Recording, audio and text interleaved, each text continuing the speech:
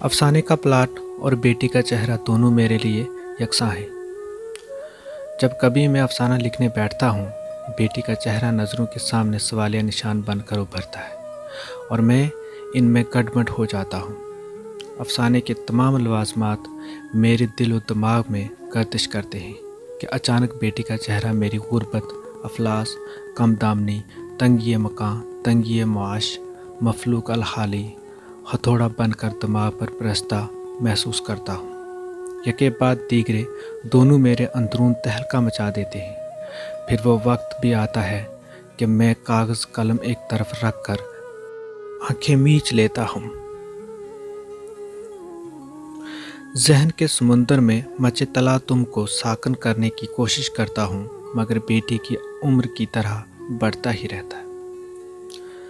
وسائل کی کمی اور خواہش دو متضاد چیزیں تھیں جو میری راتوں کی نیند چٹ کر گئی تھی۔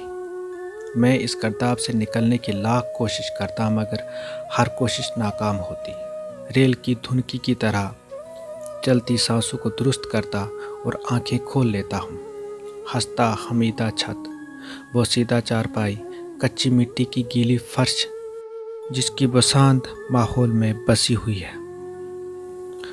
زنگ آلودہ پیٹی، کالے مٹیالے چند برتن، ایک ٹوٹا مٹکا، فانوس سے آری خستہ کندیل جس کی ٹمٹماتی لو ملگجے اندھیرے کو دور کرنے کی اپنی بساط بھر کوشش کر رہی ہے، اور ان سب سے بے نیاز، بے خبر سوئی ہوئی میری بیٹی۔ میں کبھی اس کا چہرہ دیکھتا ہوں تو کبھی ہاتھ میں تھامی ہوئی قلم کو۔ ہر چند کے قلم خاموش ہے، مگر اس کی روانی سے تیز بڑھتی ہوئی بیٹی کی عمر مجھے جھنجھوڑ رہی ہے۔ اس کا چہرہ دل و دماغ میں کچوکے لگاتا اور ایک سوال کرتا جس کے جواب کے لیے میں اپنے دامن میں نظریں ڈالتا ہوں تو خالی دامن مجھ پر ہنستا ہے۔ ایک مفلوک الحال انسان جس کی پیٹی میں دولت کے بجائے ردی ہو، وہ اپنی بیٹی کو کیا دے سکتا ہے؟ بیٹی کے مستقبل کے لیے ایک مشین کی طرح کام میں جٹ گیا۔ اب مجھے ایک ہی فکر تھی، روپیہ کمانے کی۔